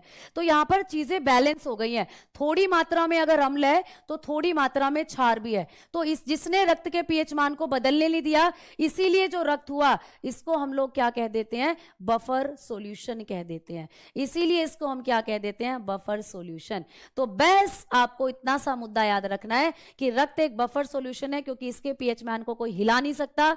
इसका पीएच मान कांस्टेंट है, क्योंकि इसकी मात्रा, इसकी बॉडी, इसके अंदर कुछ मात्रा में अम्ल होता है और कुछ मात्रा में क्षार, तो दोनों मिलकर इसके पीएच मान को रेगुलेट करते हैं। तो दैट्स वाई जिसका भी पीएच मान रेगुलेट होता है वो हमेशा बफर सॉल्यूशन कहलाता है। क्लियर हो गई ना बात। अलग से ये क्वेश्चन भी बनते हैं कि रक्त में कौन सा एसिड होता है और कौन सा क्षार होता है। तो बाइकार्बोनेट क्षार के रूप में काम करते हैं और कार्बोनिक एसिड अम्ल के रूप में काम करते हैं। तो ये आपको समझ में आ गया। अब आपको पेपर में ये जो बाइकार्बोनेट और कार्बोनिक एसिड है ना, इनका परसेंटेज पूछता है कि भाई कितनी कितनी मात्रा में या कितने रेशियो में, कितने अनुपात में रक्त में बाइकार्बोनेट और कार्बोनिक एसिड होते हैं। तो जब हम इनके रेशियो की बात करते हैं दोस्तों, तो 20:1 इनका आपको रेशियो भी याद रखना है। तो जब हम लोग बात करते हैं HCO3 की, यानी कि बाइकार्बोनेट की, और जब हम लोग बात करते हैं कार्बोनिक एसिड की, तो इन दोनों का अनुपात कितना होगा, तो 20:1 में दोनों का अनुपात आपको याद रखना है। तो ये एग्जैक्टली वैल्यू आपको पेपर में आ सकती है कि रक्त में कार्बोनिक एसिड और बाइकार्बोनेट का अनुपात कितना होता है। तो अब से पहले कहीं ये क्वेश्चन नहीं पढ़ा होगा, आज मैंने तुम्हें बता दिया कि रक्त के अंदर जो बाइकार्बोनेट होते हैं और कार्बोनिक एसिड होते हैं, इनका अनुपात होता है 20:1। ये क्वेश्चन पेपर में बना तो आप छोड़कर नहीं आओगे। और तो और ये भी याद रख लेना कि अगर किसी की बॉडी के अंदर 1 लीटर ब्लड है बेटा, वैसे कितना ब्लड होता है हमारी बॉडी में, जल्दी बताओ। अभी बताऊंगी अनुपात, 5 से 6 लीटर ब्लड होता है आपकी बॉडी में। लेकिन अगर हम 1 लीटर ब्लड की बात कर रहे हैं तो 1 लीटर ब्लड में ये 24 मिली मोल आपको देखने को मिलते हैं। ठीक है, तो 1 लीटर ब्लड में ये कितने होते हैं, 24 मिली मोल प्रति लीटर ये आपको देखने को मिलते हैं। तो ये भी क्वेश्चन अगर आपको पूछ ले कि हमारे रक्त के अंदर जो कार्बोनिक एसिड और कार्बोनेट होते हैं ये कितने अमाउंट में होते हैं, तो 24 mm या 24 मिली मोल प्रति लीटर होते हैं, याद रखना है। ठीक है, समझ में आ गई बात। तो ये दोनों पॉइंट एकदम लेटेस्ट हैं, आपको एग्जामिनेशन में पूछे जा सकते हैं। अब आप बनोगे सबसे बेहतर, अब आप बनोगे सबसे एक कदम आगे। इतना पॉइंट क्लियर बेटा। तो एक बड़ा डिफिकल्ट सा पॉइंट जिसको मैंने आप लोगों को बहुत अच्छे से डिफाइन कर दिया है, मेरे ख्याल से अब आप कभी नहीं भूलने वाले। अब चलते हैं नेक्स्ट पॉइंट की तरफ। भाई रक्त का अनुपात या रक्त जो है इसकी मात्रा बता दो कितनी होती है। अगर हम लोग मात्रा की बात करते हैं हमारी बॉडी में या एक स्वस्थ व्यक्ति के शरीर में, हम रक्त के अनुपात की बात करते हैं तो कितना होता है। तो रक्त की मात्रा की, जैसे अभी मैंने बताया कि 5 से 6 लीटर ब्लड होता है एक सामान्य व्यक्ति के शरीर में। कितना दोस्तों, तो 5 to 6 लीटर ब्लड होता है हमारी बॉडी के अंदर। क्लियर हो गई बात। बताओ किसी को कोई दिक्कत, किसी भी प्यारे दोस्त को कोई दिक्कत। तो कितना लीटर ब्लड होता है आप लोग बताकर चलते हो कि हमारी बॉडी में अगर हम लोग बात करते हैं तो इतने लीटर्स ब्लड को आप लोगों को अपनी कॉपी में नोट कर लेना है। देखो अब अगर मैं आपसे कहूं कि एक व्यक्ति है भैया जिसका वजन 100 किलो है, 100 किलो का एक व्यक्ति है, तो उसके शरीर में कितना ब्लड होगा, कोई बच्चा बता सकता है। अगर मैं कहूं कि एक 100 किलो का व्यक्ति है, एक 100 किलो का व्यक्ति, समझ रहे हो, उसकी बॉडी में कितना खून होगा, आपसे ये क्वेश्चन पूछ ले। एक 100 किलो का व्यक्ति है, उसके शरीर में कितने लीटर ब्लड होगा, जल्दी बताओ सारे बच्चे कमेंट सेक्शन में। कोई 100 किलोग्राम का व्यक्ति है ना, 100 किलोग्राम का व्यक्ति है ना, उसके शरीर में कितना खून होगा, बताओ कितने लीटर ब्लड होगा। तो बच्चे कह रहे हैं कि मैम 10 लीटर होगा, कोई कह रहा है 9 लीटर होगा, कोई कह रहा है 5 से 6 लीटर होगा। बेटा होगा 5 से 6 लीटर ही। ठीक है, चाहे तुम किसी 100 किलो के व्यक्ति को ले आओ या चाहे तुम किसी ऐसे व्यक्ति को ले आओ जो 40 किलो का है ना, तो भाई उसके शरीर में वजन, उसके शरीर की बॉडी के अंदर जो उसकी बॉडी है उसमें जो ब्लड का अनुपात होगा वो 5 से 6 लीटर ही होगा। ठीक है, अब वो डिपेंड करता है कि वो एनेमिक ना हो। एनेमिक का मतलब होता है उसमें खून की कमी ना हो। अब तुम किसी एक ऐसी लड़की को मेरे पास ले आओ, चक्कर खाने को तैयार है ऐसे है, और तुम कहोगे मैडम इसकी शरीर से मुझे 5 से 6 लीटर ब्लड निकाल के दिखा दो तुम, तो मैं जान जाऊं, तो मैं कहूंगी भैया तुम 5 से 6 की बात कर रही हो, मुझे तो इसमें 1 लीटर भी ब्लड नहीं लग रहा। तो वो डिपेंड करता है आपकी कंडीशन पर। तो ये जो वैल्यू है ना, ये एक सामान्य व्यक्ति की वैल्यू है बेटा। तो ये एक सामान्य व्यक्ति की वैल्यू है जो आपको पेपर में आती है। ये वैल्यूज नॉर्मल पर्सन की पूछी जाती हैं। और मेरे ख्याल से बच्चों 100 किलो का अगर कोई व्यक्ति है तो वो नॉर्मल तो मेरे ख्याल से नहीं है। ठीक है, तो 100 किलो को भी तुम नॉर्मल नहीं कह सकते। 100 किलो का तुम्हें नॉर्मल दिख रहा है ना, इंसानों में 100 किलो वजन बहुत ज्यादा हो जाता है। ठीक है, तो इसीलिए ये तो जस्ट एक एग्जाम्पल था कि आप लोगों को ऐसे भी कंफ्यूज करता है एग्जामिनर कि एक 60 किलोग्राम का व्यक्ति है, उसके शरीर में कितने लीटर ब्लड होगा, तो अनुपात इतना ही होगा या ब्लड की मात्रा इतनी होगी 5 से 6 लीटर। समझ में आ गई ना बात। तो कोई बीमार है बहुत ज्यादा, तो उसमें आपने देखा भी है लोगों में खून की कमी होती है। जब खून की कमी होती है तो डॉक्टर ब्लड चढ़ाता है। अच्छा, ये जो यूनिट मैंने लिखी है कि 5 से 6 लीटर ब्लड होता है, अगर इसको यूनिट में पूछ ले कि हमारे शरीर में लगभग कितने यूनिट ब्लड होता है, तो बेटा ये 10 यूनिट के बराबर होता है। समझ में आई बात। ये किसके बराबर होता है? 10 यूनिट के बराबर। यानी हमारी बॉडी में जो ब्लड होता है वो कितने यूनिट ब्लड होता है, आपको ऐसे क्वेश्चन आ जाए तो ये जो वैल्यू है ना, ये 10 यूनिट के बराबर होती है बेटा। यानी आपके शरीर में 10 यूनिट ब्लड होता है। तो कई बार क्वेश्चन ऐसे भी बन सकता है कि एक सामान्य व्यक्ति के शरीर में कितने यूनिट ब्लड होता है? 10 यूनिट होता है। अच्छा मैम, जब हम किसी को ब्लड डोनेट करते हैं, किसी ने ब्लड डोनेट किया है कभी? जल्दी बताओ। आप में से कोई ऐसा बच्चा है जिसने कभी रुधिर दान किया है, रक्त दान किया है? तो जब हम लोग रक्तदान करते हैं तो एक बार में हम लोग कितनी यूनिट ब्लड डोनेट कर सकते हैं? 1 यूनिट ब्लड ही हम लोग डोनेट कर सकते हैं। तो एक बार में आप 1 यूनिट ही दान कर सकते हो बेटा। अगर कोई ब्लड डोनेट करता है तो वो एक बार में कितना ब्लड डोनेट कर सकता है? 1 यूनिट। मैम 1 यूनिट में कितने ml ब्लड होता है? तो 350 से 450 ml ब्लड होता है 1 यूनिट में। तो भाई एक बार में इतना ही खून निकाल सकता है डॉक्टर आपके शरीर से, इससे ज्यादा नहीं निकाल सकता। और जिसमें ज्यादा ही ब्लड की कमी होती है तो कई बार उसको 3-3 यूनिट ब्लड भी चढ़ाना पड़ जाता है। ठीक है, तो इसीलिए ये भी क्वेश्चन आ सकता है कि जब हम रक्तदान करते हैं, ब्लड डोनेट करते हैं, तो एक बार में कितने यूनिट ब्लड डॉक्टर हमसे लेगा? 1 यूनिट ब्लड ही निकाल सकता है। 1 यूनिट ब्लड में कितना ब्लड होता है? 350 से 450 ml। इससे ज्यादा दे दिया ना तुमने ब्लड किसी को तो तुम चक्कर खा के गिर जाओगे, फिर तुम्हें चढ़ाना पड़ेगा ब्लड। तो इसीलिए ये भी आप लोगों को याद रखना है। ठीक है, हाँ, ब्लड देने की भी कुछ कंडीशंस होती हैं भाई। HIV एड्स नहीं होना चाहिए। किसी को अगर एड्स है तो ब्लड मत दे देना, बेचारे दूसरों को भी मारोगे। किसी को अगर हेपेटाइटिस है तो ब्लड मत दे देना, दूसरा भी मर जाएगा। ठीक है, तो ब्लड देने की भी कुछ कंडीशन है। अगर किसी का वजन 50 किलो से कम है तो भी ब्लड मत दे देना। तुम में ही वजन कम है तो तुम क्या किसी को ब्लड दोगे? तो इसीलिए याद रखना 50 किलो से ज्यादा ब्लड भी वजन होना चाहिए आपकी बॉडी में, तब आप किसी को ब्लड दे सकते हो। अच्छा मैम, ये जो वैल्यू आपने बताई है 5 से 6 लीटर, एक सामान्य व्यक्ति की बताई है। सामान्य व्यक्ति, तो ये महिलाओं की बात नहीं हो रही क्या यहाँ? क्या यहाँ लड़कियों की बात नहीं हो रही क्या? तो यहाँ लड़कियों की भी बात हो रही है। ये ही वैल्यू लड़कियों में भी होती है। बट जर्नली अगर हम देखें तो लड़कियों में ब्लड लड़कों की तुलना में थोड़ा सा कम होता है। मानते हो इस बात को? कितने बच्चे मानते हैं? जो लड़कियां होती हैं दोस्तों, लड़कियां जो होती हैं, लड़कियों के अंदर रक्त थोड़ा सा कम होता है। तो लड़कियों में, ठीक है, रक्त की मात्रा लगभग ऐसा मानकर चलो आधे लीटर कम होती है। ठीक है, तो लड़कों की तुलना में अगर हम लोग बात करें तो लड़कियों के शरीर में रक्त की मात्रा आधे लीटर कम होती है। ठीक है, तो लड़कों के मुकाबले लड़कियों के शरीर में रक्त की मात्रा कम होती है। ये फैक्चुअल है, ये फैक्ट है। क्यों? क्योंकि लड़कियों के शरीर के अंदर ऐसी बायोलॉजिकल रिएक्शन होती है जहां ब्लड बहुत ज्यादा लूज होता है, ब्लड बहुत ज्यादा खर्च होता है। कोई महिला प्रेग्नेंट है, बच्चे का निर्माण करेगी तो उसी का खून बच्चे में जाएगा, खून की कमी होती है। महिलाओं के अंदर मेंसुरेशन साइकिल चलती है, महावारी चक्र चलता है। महावारी चक्र में लड़कियों के बॉडी से ब्लड का फॉर्मेशन कम हो जाता है और ब्लड जो है वो बॉडी से एक्सक्रीट होता है, निकलता है बाहर।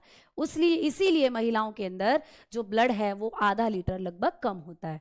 तो बताएंगे इन गर्ल्स, आप लोग बताओगे in girls about half litre blood. ठीक है, half litre blood is less than boys, less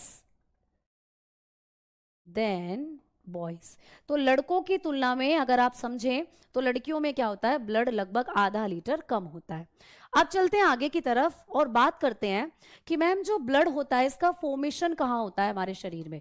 इतना पॉइंट भी क्लियर हो गया होगा सबको भाई, जल्दी से बताओ, है ना? इतना पॉइंट आप लोगों के क्लियर हो गए होंगे, चीजें समझ में आ रही हैं? फटाफट से बता के चलो, फिर मैं अगले फैक्ट की तरफ चलती हूँ, ब्लड फॉर्मेशन की तरफ।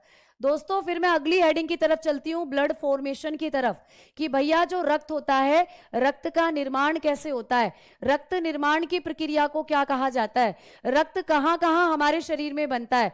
तो अगले फैक्ट की तरफ मैं बढ़ूंगी, लेकिन उससे पहले आप लोग मुझे बताएं, इतना पॉइंट क्लियर है सभी बच्चों का?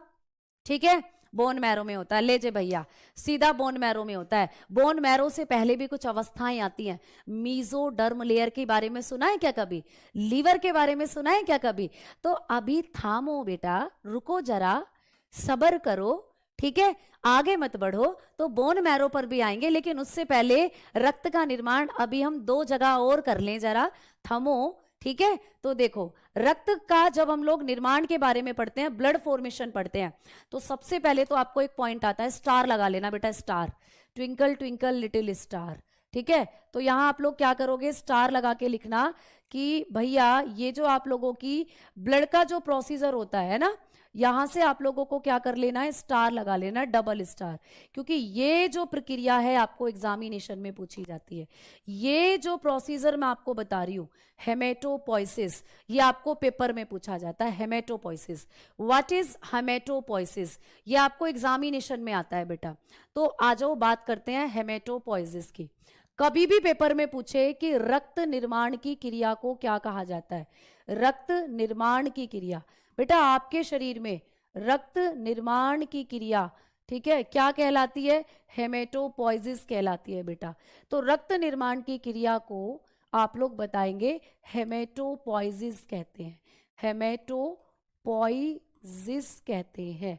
तो ये क्वेश्चन आपको पेपर में पिछले पुराने जब आप लोग पेपर उठाकर देखोगे बहुत बार पूछा है, और बेटा पुराने पैटर्न पर आपके लेटेस्ट एग्जाम जो हैं वहां भी क्वेश्चंस पूछे जा रहे हैं।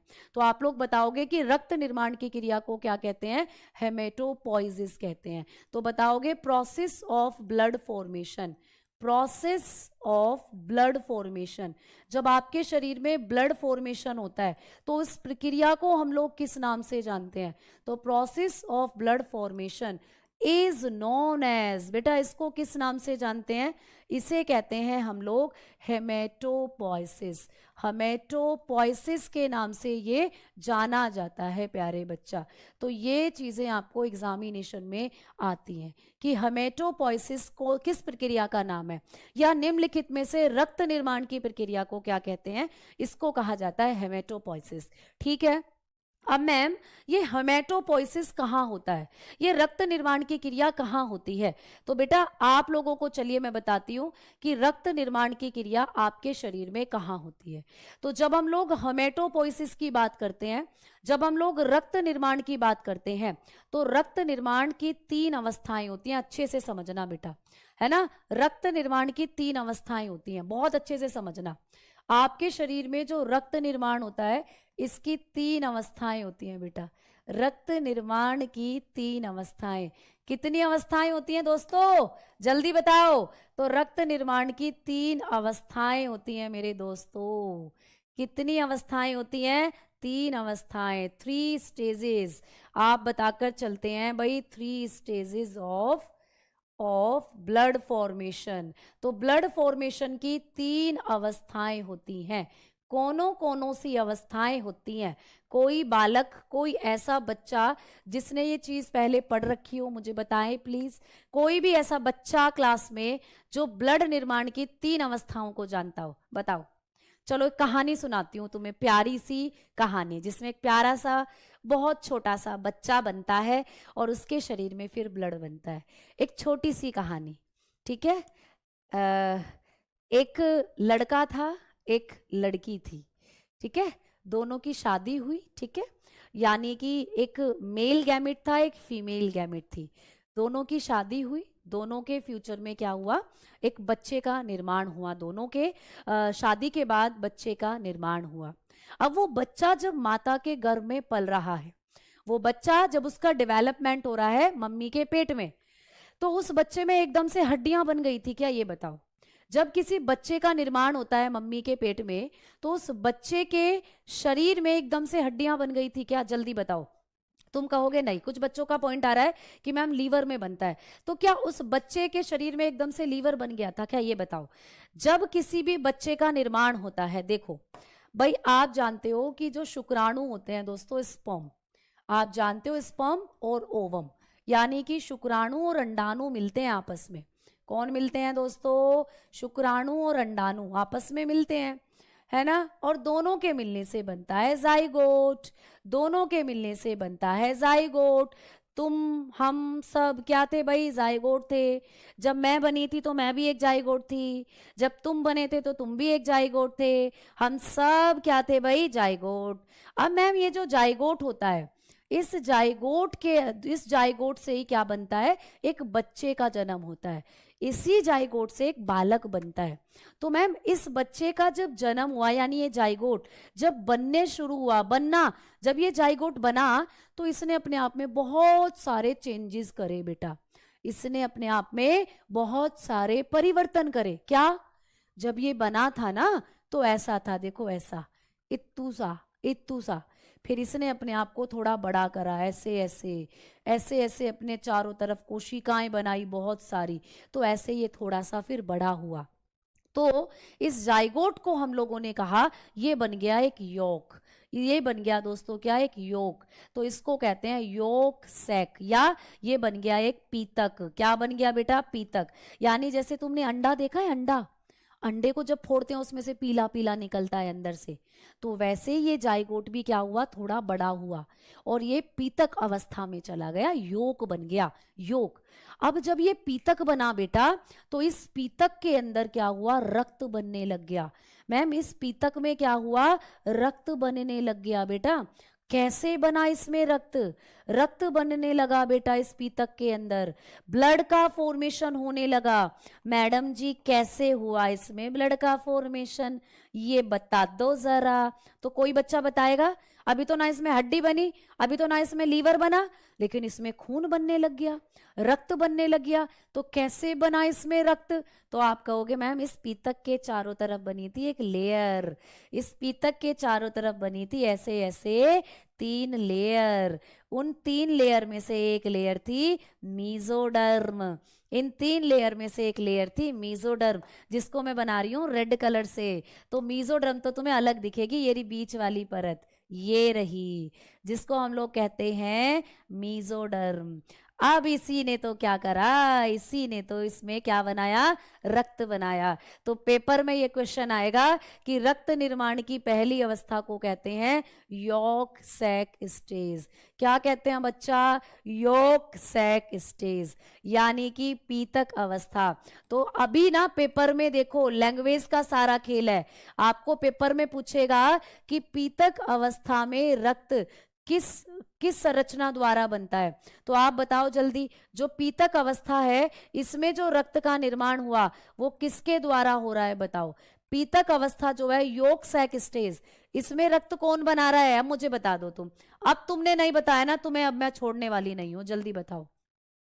क्वेश्चन यही आएगा कि पीतक अवस्था में रक्त का निर्माण करने वाली परत का नाम बता दीजिए। वो जमाने गए जब सीधा सीधा क्वेश्चन आता था कि कौन सी भ्रूणीय परत रक्त का निर्माण करती है। अपडेट करो अपने आप को, अपडेट करो अपने आप को दोस्तों, आगे बढ़ो, ठीक है। तो अपडेट करना पड़ेगा तुम्हें अपने दिमाग को भी, अपने कंटेंट को भी, इसीलिए आया है फाउंडेशन बैच। कुछ बच्चों का डाउट था कि मैम आपने रेलवे ग्रुप डी के बैच में तो उतना डीपली नहीं पढ़ाया, तो बेटा ये फाउंडेशन बैच है, दिस इज फाउंडेशन बैच, नींव है ये बैच, नींव से शुरू होगा और हर एक टॉपिक की जो गहराइयां हैं उसमें डुबा दूंगी तुम्हें मैं। मैंने कहा था ना तुमसे कि एकदम डीपली बायो पढ़ाऊंगी, एक बार पढ़ ली बायो जिंदगी में दोबारा पढ़ने की जरूरत नहीं होगी, और अपडेटेड कॉन्सेप्ट के साथ पढ़ाऊंगी, अपडेटेड कॉन्सेप्ट के साथ पढ़ाऊंगी, ये मैंने तुमसे कहा था।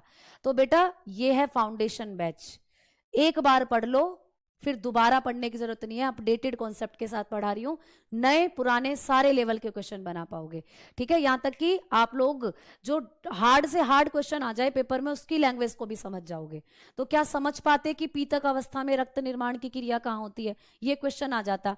कितने बच्चे समझ जाते कि पीतक, तुम मुझसे आकर कहते अरे मैडम इतना डिफिकल्ट पेपर था, पीतक वीतक अवस्था पूछ ली थी पेपर में। अब नहीं कहोगे इस बात को, क्योंकि अब आपको पता चल चुका है यॉर्क सैक स्टेज पीतक अवस्था में रुधिर निर्माण बनाने का काम कौन करती है, मीजोडर्म लेयर करती है। तो आपने बता दिया कि इस अवस्था में रक्त बनता है मीजोडर्म परत से, मीजोडर्म लेयर। ठीक है, मीजोडर्म परत बनाती है रक्त।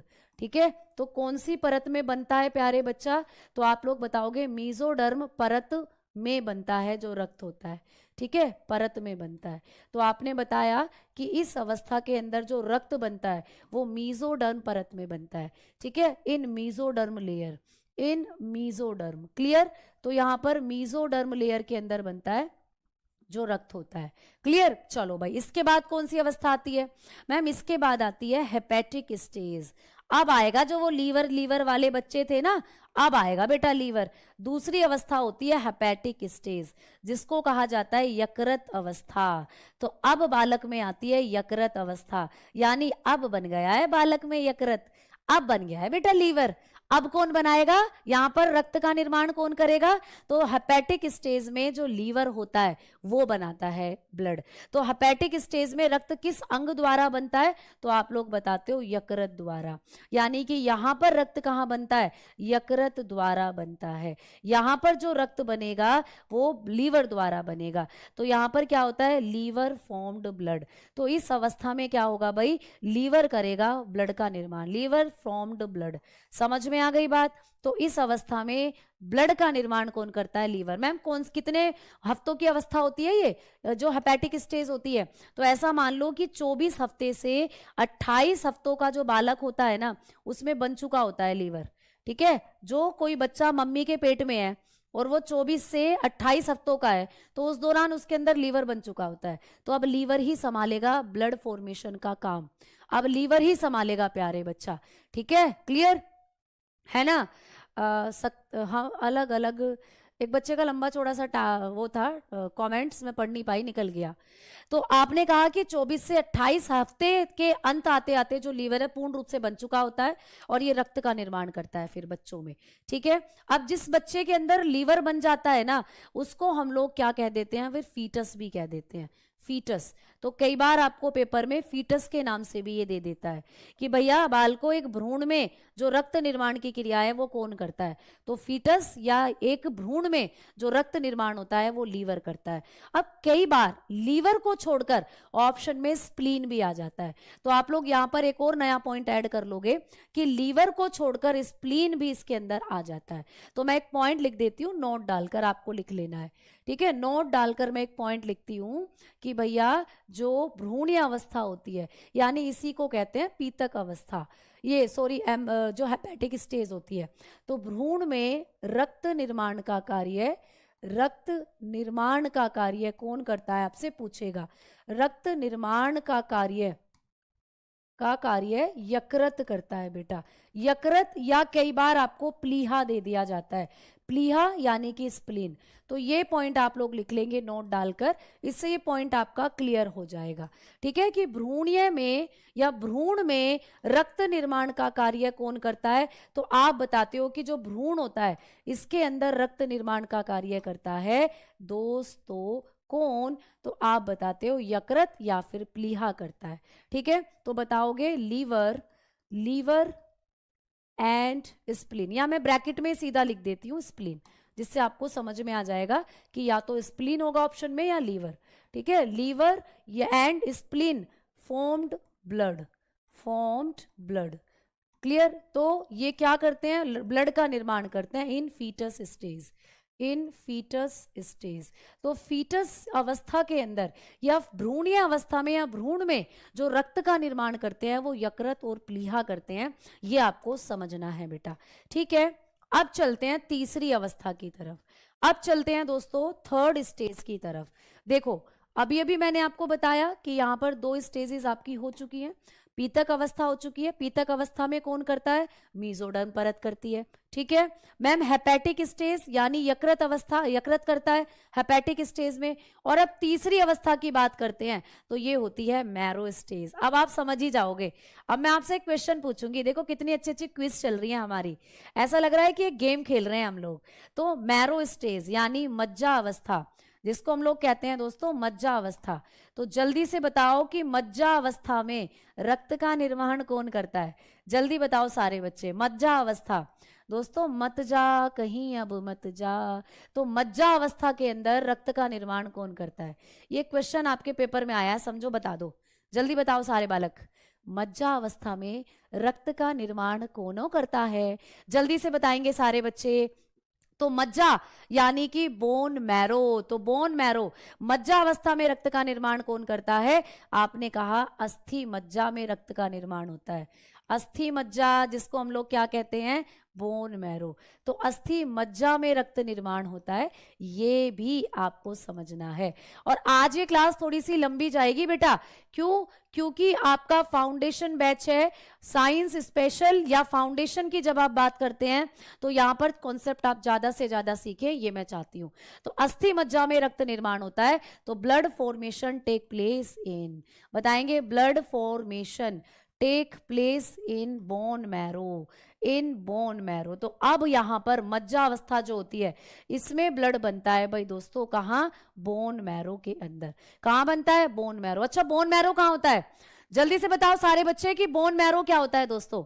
जल्दी से बताओ कि बोन मैरो क्या होता है। मैम प्लीहा क्या होता है? एक बच्चे का ये डाउट है। चलो तो मैं दिखाती हूँ प्लीहा।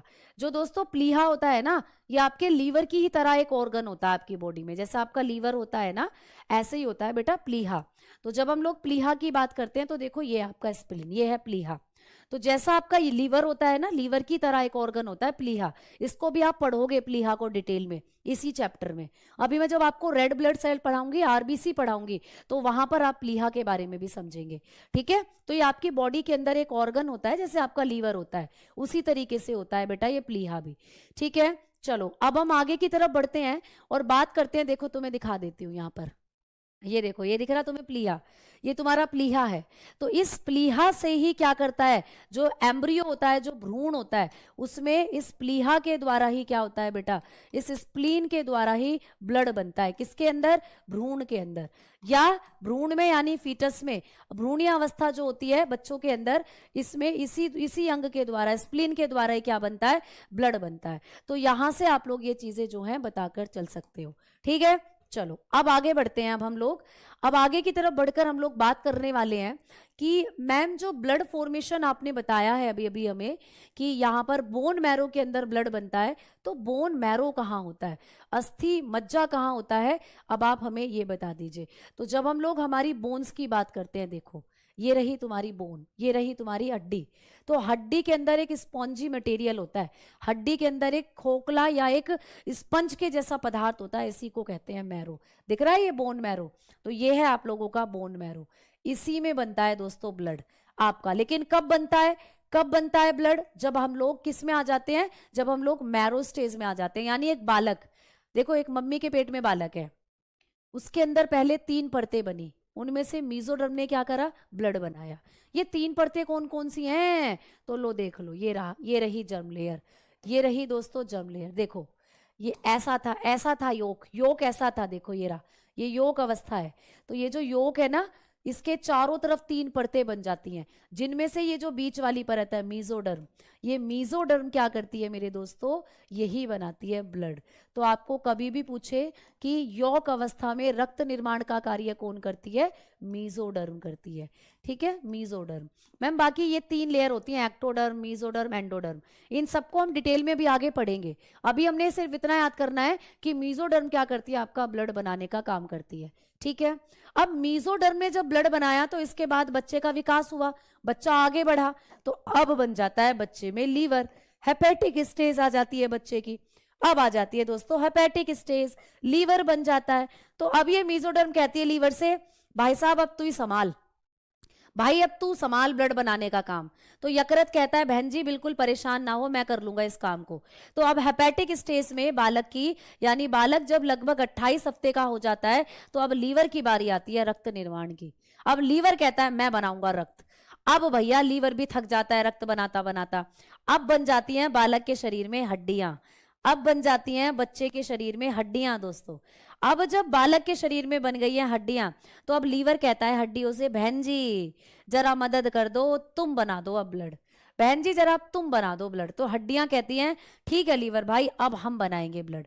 तो मतलब अब बारी आ जाती है हड्डियों की ब्लड बनाने की। और तब से जब आप मम्मी के पेट में थे, आप में जब हड्डियां बनी थी, तब से और आज तक ये हड्डियां ही खून बना रही हैं, थकी नहीं है। देख लो ये हड्डियां ही खून बना रही हैं, थकी नहीं है। तो जिस प्रकार हड्डियां नहीं थकी आज तक खून बनाते बनाते, जिस प्रकार तुम्हारा दिल नहीं थका है आज तक इस खून को पंपिंग करते करते, उसी तरीके से आपको भी पढ़ते पढ़ते बिल्कुल नहीं थकना है। उसी तरीके से आपको भी प्यारे दोस्तों बिल्कुल नहीं थकना है, क्योंकि जो थक गया वो घर गया। और जो घर गया तो आपको पता है जब हम घर में निठल्ले बैठे रहते हैं ना, तो कोई हमें नहीं पूछता। जब हम घर में बैठे रहते हैं तो कोई हमारी कदर नहीं करता। कदर उस इंसान की होती है जो सुबह अपने काम पर जाता है और शाम को थक कर अपने घर आता है। उस इंसान की पूछ होती है, चाहे तो करके देख लेना। आज तुम घर में रहते हो तो कोई तुम्हारी कदर नहीं करता होगा, लेकिन जिस दिन तुम अपने काम पर जाओगे सुबह और शाम को थक कर आओगे, तो लोग तुम्हें पानी भी पूछेंगे, चाय भी पूछेंगे, खाना भी पूछेंगे।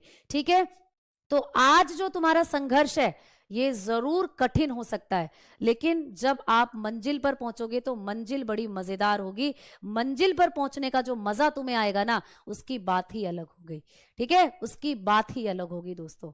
ठीक, तो यहां पर आप लोगों को ये चीजें अपने अंदर मोटिवेशन के तौर पर लेनी है कि यहां से जो चीजें हैं जो आप पढ़ोगे वो पेपर में करोगे और फिर आप सिलेक्शन लोगे और आपका जो लक्ष्य है वो आपको मिलेगा। तो एक सीढ़ी की तरह हम लोगों को जो अपना जो संघर्ष होता है उसको मापना चाहिए। जैसे हम एक एक सीढ़ी पर चढ़ते जाते हैं और हमारी जो ऊंचाई है, जहां हमें लक्ष्य पर पहुंचना है, उस लक्ष्य की दूरी कम होती जाती है। तो ऐसे ही जब आप जितना ज्यादा संघर्ष करोगे मंजिल के उतने करीब पहुंचते जाओगे, क्योंकि हर संघर्ष की सीढ़ी आपको मंजिल के एक कदम करीब पहुंचा देती है बेटा। ठीक है, चलो तो आओ अब आगे बढ़ते हैं और बात करते हैं हम लोग कि मैम यहां पर हमने ब्लड फॉर्मेशन भी पढ़ लिया। देखो अब तक जो हमने पढ़ा है उसको बहुत अच्छे से आपको रिकॉल करवा देती हूँ। हमने आज की क्लास की शुरुआत पीएच से करी थी। रक्त का पीएच मान कितना होता है? 7.4, सबको पता है। अगर ये रक्त का पीएच मान 7.4 से ज्यादा हो गया तो हमें क्या बीमारी हो जाती है? एल्कोसिस बीमारी। अगर मैम कम हो गया तो हमें एसिडोसिस बीमारी हो जाती है। क्लियर हो गया? अब मैडम आपने बताया था हमें कि जब हमारे रक्त की बात करते हैं हम लोग, तो रक्त जो होता है वो एक बफर विलियन होता है। रक्त बफर विलियन है। कैसे है? तो भाई रक्त का पीएच मान ऑलवेज कांस्टेंट होता है, इसीलिए रक्त बफर विलियन है। तो मैम रक्त के पीएच मान को कांस्टेंट रखने के लिए कौन सी दो चीजें हैं जो काम करती हैं? तो यहां पर बताओगे कार्बोनिक एसिड और बाइकार्बोनेट। कार्बोनिक एसिड जो होता है ये रक्त में पाया जाने वाला एसिड है। कैसे बनता है? जब हमारे रक्त में कार्बन डाइऑक्साइड और पानी आपस में मिलते हैं, तो कार्बन डाइऑक्साइड और पानी के मिलने से बनता है कार्बोनिक एसिड। पॉइंट आएगा, आप लोग करके आओगे पेपर में, मुझे विश्वास है आपके ऊपर। मैम बाइकार्बोनेट हमारे रक्त में बनते हैं। कैसे बनते हैं? तो बेटा जब इस कार्बोनिक एसिड से एक हाइड्रोजन का मॉलिक्यूल बाहर निकल जाता है, ये कार्बोनिक एसिड एक हाइड्रोजन के मॉलिक्यूल को धक्का दे देता है और जो हाइड्रोजन का मॉलिक्यूल है वो बाहर निकल जाता है, तो उसी से बनता है बाइकार्बोनेट। बाइकार्बोनेट कैसे नेचर का होता है? तो आप कहते हो मैम ये एसिडिक, ये क्षारीय नेचर का होता है। तो बाइकार्बोनेट क्षारीय नेचर का होगा और कार्बोनिक एसिड जो होता है वो एसिडिक नेचर का होता है। तो एसिड और बेस मिलकर दोनों आपके ब्लड के पीएच मान को क्या कर देते हैं? कांस्टेंट कर देते हैं।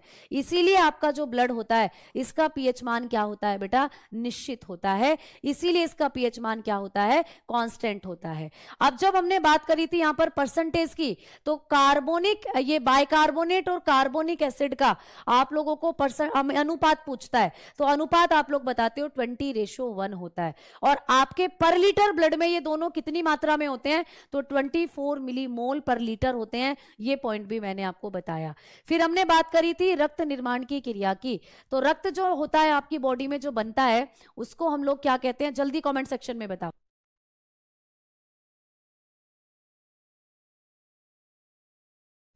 ठीक, तो बस अभी हम लोग क्लास को छोड़ेंगे, ठीक है।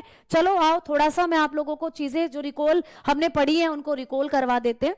अब हम लोग आगे बात करते हैं कि मैम रक्त निर्माण की क्रिया को क्या कहते हैं, हेमेटोपोइसिस। ये क्वेश्चन मैं आपको कल पूछूंगी दोस्तों, ये क्वेश्चन मैं आप लोगों से कल पूछूंगी कि रक्त निर्माण की क्रिया को क्या कहते हैं। आपको ये पेपर में पूछा गया प्रश्न है हेमेटोपोइसिस, ठीक है। तो रक्त निर्माण की क्रिया को हेमेटोपोइसिस कहते हैं। देखते हैं कल कितने बच्चे इसको याद रखते हैं। फिर हमने बात करा था कि मैम रक्त निर्माण की क्रिया कहाँ होती है। तो रक्त निर्माण की क्रिया के लिए अगर आप लोग देखें तो 3 अवस्थाएं मैंने आपको बताई। रक्त निर्माण की क्रिया के बारे में जब हमने बात करी तो रक्त निर्माण की क्रिया से संबंधित 3 अवस्थाएं थी। आपने पढ़ा एक यौक अवस्था, इस अवस्था में जो रक्त था वो मीजोडर्म लेयर द्वारा बन रहा था। दूसरी अवस्था थी हेपेटिक अवस्था, इस अवस्था में रक्त जो था लीवर द्वारा बन रहा था। और तीसरी अवस्था थी मैरो अवस्था, जिसमें रक्त हमारे अस्थि मज्जा में बन रहा था। तो अस्थि मज्जा में रक्त कैसे बनता है, इस पॉइंट को हम लोग कल की क्लास में क्या करेंगे, डिफाइन करेंगे। तो कल की क्लास में मैं आपको पढ़ाऊंगी आपकी हेमेटोपोइटिक स्टेम सेल। ये आपके अस्थि मज्जा में वो कोशिकाएं हैं जो रक्त को बनाती हैं। तो कल की क्लास में हम लोग पढ़ेंगे अस्थि मज्जा से जुड़ी हुई कहानियां। कल की क्लास में मैं बताऊंगी कि आपकी जो हड्डियां होती हैं इनमें जो बोन मैरो होता है ये कैसे रक्त का निर्माण करता है, ठीक है। लेकिन उससे पहले मैं आपको एक चीज बता देना चाहती हूँ सभी बच्चों को। देखो मैंने आपसे एक वादा किया था, मैंने जब आपको बैच शुरू करा तो आपसे एक वादा किया कि बच्चों हम जब इस फाउंडेशन बैच पर काम करेंगे तो मैं आप लोगों को चैप्टर वाइज एमसीक्यू दूंगी, मैं आपको वन लाइनर दूंगी, मैं आपको पीवाईक्यू दूंगी प्यारे बच्चा, ठीक है ना। तो जब आप लोगों को हम एमसीक्यू, पीवाईक्यू और वन लाइनर की बात करते हैं तो इन पर मैंने काम शुरू कर दिया है। तो मैंने क्वेश्चंस को कलेक्ट करना शुरू कर दिया है। तो आप लोग यहाँ पर देख सकते हो कि कुछ चीजें यानी कि मैंने आप लोगों को वन लाइनर पर काम करना शुरू कर दिया है। कुछ इस तरीके से मैं आप लोगों को वन लाइनर क्वेश्चंस जो है इनको प्रोवाइड कराऊंगी बेटा। तो एक एक करके हमने इन पर काम करना शुरू कर दिया है। तो जो वादा मैंने आपसे करा है उस वादे को हम लोग डेफिनेटली पूरा करेंगे। तो ये कुछ वन लाइनर क्वेश्चंस हैं जो मैं इस चैप्टर से कलेक्ट करती जा रही हूँ, सारे पीवाईक्यू हैं और ये आप लोगों के कुछ यहाँ पर एमसीक्यूज हैं जो हम लोग क्या कर रहे हैं बेटा, इन पर भी हम लोग काम कर रहे हैं, ठीक है। तो सारे बच्चे यहाँ से इस चीज की अश्योरिटी लेकर जाएंगे कि जब ये चैप्टर आपका कंप्लीट हो जाएगा तो इस चैप्टर से हम लोग यहाँ पर आप लोगों को इस तरीके से पूरा कलेक्शन भी मैं आपको देने वाली हूँ, ठीक है। तो क्लास कैसी लगी आपको जरूर बताना है। क्लास से जुड़े हुए सारे तथ्य आपको याद हुए, समझ में आए, वो जरूर बताना है। क्या इतना डीप कंटेंट आपने पहले कभी पढ़ा है, क्या आप ये सारे फैक्ट जानते थे, ये आपको जरूर बताना है। अगर नहीं जानते थे तो जरूर बताना कमेंट सेक्शन में कि आपको पढ़कर चीजें समझ में आई, अच्छा लगा, सारी चीजें आपको समझ में आई, कमेंट सेक्शन में जरूर बताइएगा। फिलहाल आपके लिए एक होमवर्क क्वेश्चन मैं छोड़कर जा रही हूं। आपको कमेंट सेक्शन में बेटा एक क्वेश्चन का आंसर करना है। एक होमवर्क क्वेश्चन है जो मैं आपके लिए छोड़कर जा रही हूं, गृह कार्य। मैम इसमें हमें क्या आंसर करना है, आपको आंसर करना है दोस्तों। कल की क्लास में भी मैंने आपसे एक क्वेश्चन पूछा था कि भाई रक्त का रंग लाल किसकी वजह से होता है, तो बहुत से बच्चों ने बताया हेमोग्लोबिन। तो उन बच्चों को सैल्यूट जिन्होंने सही आंसर करा हेमोग्लोबिन। आज का कार्य है कि आपके रक्त के अंदर कौन सी रुधिर कोशिकाएं लाल होती हैं। तो रक्त में रक्त के अंदर लाल रक्त कणिकाओं को क्या कहते हैं, लाल रक्त कणिका जो होती हैं है ना, इनका वैज्ञानिक नाम आपको बताना है, ठीक है। लाल रक्त कणिकाओं का वैज्ञानिक नाम, रक्त में है ना आपका जो लाल रक्त होता है, तो रक्त के अंदर रक्त में लाल रक्त कणिकाओं का वैज्ञानिक नाम आपको बताना है। इनका साइंटिफिक नेम कल की क्लास में पढ़ेंगे, तो इनका वैज्ञानिक नाम क्या होगा वो आपको कमेंट सेक्शन में बताना है दोस्तों। साइंटिफिक नेम आपको बताना है, साइंटिफिक नेम, ठीक है। साइंटिफिक नेम ऑफ आरबीसी आपको बताना है, ऑफ आरबीसी। आरबीसी जो होती है इनका साइंटिफिक नेम आपको बताना है कमेंट सेक्शन में, ठीक है। तो मिलते हैं कल, और तब तक के लिए धन्यवाद। एक आप लोगों को बताना है कमेंट सेक्शन में कि किस तरीके से चीजें आपको याद रखनी है, ठीक है। तो धन्यवाद, नमस्कार।